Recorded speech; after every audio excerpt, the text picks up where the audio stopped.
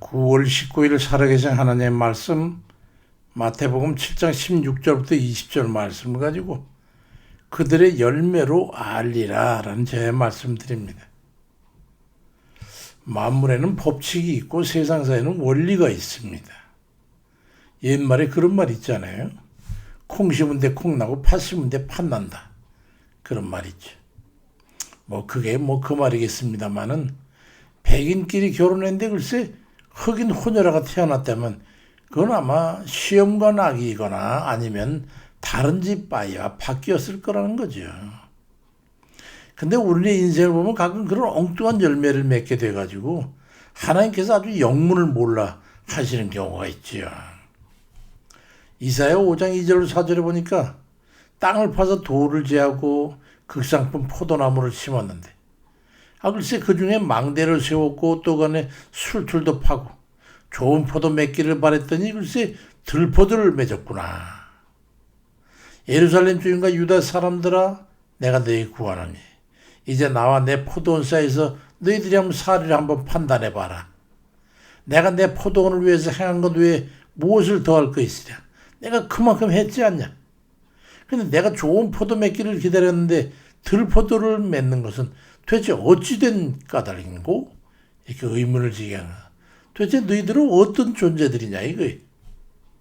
그러면서 추가로 말씀하시기를 만약에 그렇게 얼토당토한 결과를 맺게 되면은 이사야 5장 5절 7절에 보니까 이제 내가 내 포도원을 어떻게 행할지를 너희에게 이르랴. 너희들이 그렇게 했지? 내가 울타리를 걷어가지고 먹임을 당하게 할 것이고 그 담을 헐어서 짓밟히게 할 것이고 내가 그걸 황폐하게 하리니 다시는 가지를 자름이나 복을 돋우지 못하게 찔레와 가지가 날 것이고 내가 또 구름에게 명해서 그 위에 비를 내리지 못하게 할 것이고 그랬더니 그들에게 정의를 바랐지만은 도리어 그들은 포악과 그들에게 공의를 바라셨지만 부르짐만 있었구나. 알겠냐? 야단을 치고 있는 거야. 열매를 보면 그 나무가 어떤 나무인지 알 수 있어요. 마태복음 7장 16절 이하에 그들의 열매로 그들을 알지니 가시나무에서 포도를 또는 엉겅퀴에서 무화과를 따겠냐? 이와 같이 좋은 나무보다 아름다운 열매를 맺고 못된 나무가 나쁜 열매를 맺는 것이니 좋은 나무가 나쁜 열매를 맺을 수 없고 못된 나무가 아름다운 열매를 맺을 수 없느니라 말씀합니다. 열매가 무엇입니까? 그 사람의 삶의 현재 모습이 열매예요. 우리가 악함을 숨기고 아무리 포장을 잘해도 드러나지 않는 거 없어요. 요즘 어떤 나라 대통령 보십시오. 그 도적놈의 살인자요, 사기꾼이요, 그게 드러나지 않는 게 있습니까? 미국에 가서 트럼프 가는 사람, 거기서도 거짓말 쳐가지고 다 뽀로났다잖아요.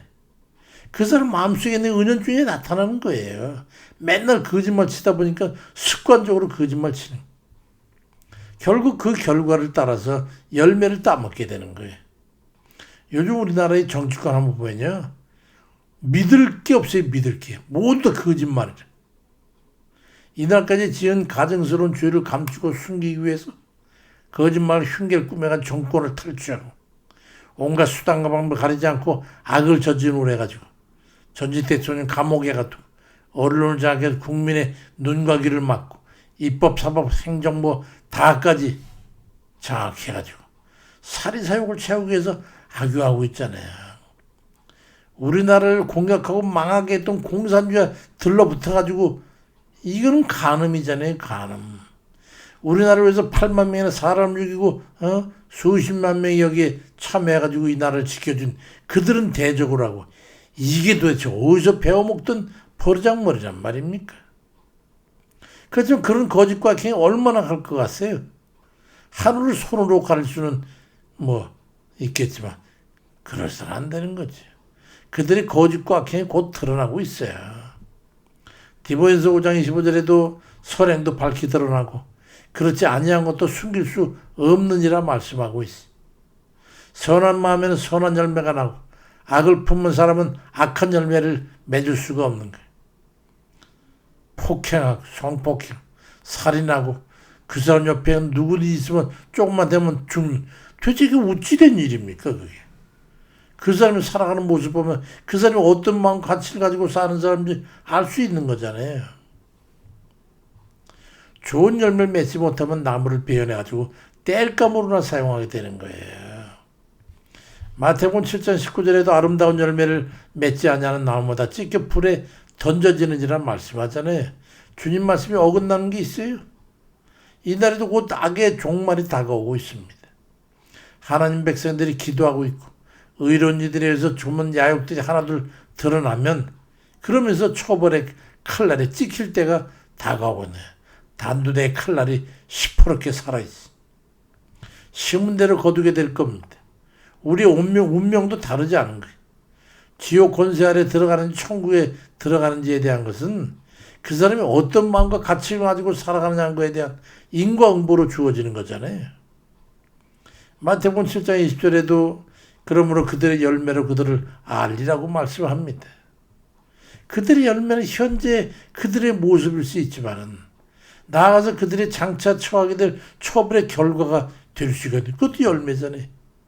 현재 악한 그들의 모습이 그들의 그동안 꾸며온 계획과 시행이 현재 들은 결과의 모습일 수도 있지만 그런 삶을 더 나아가서 살다 보니까 결국 의의 칼날 아래 수명이 다하고 악한 결말에 의해 베어냄을 당해가지고 아궁이 속으로 던져 불에 타게 되는 그것도 결과의 열매란 말이죠.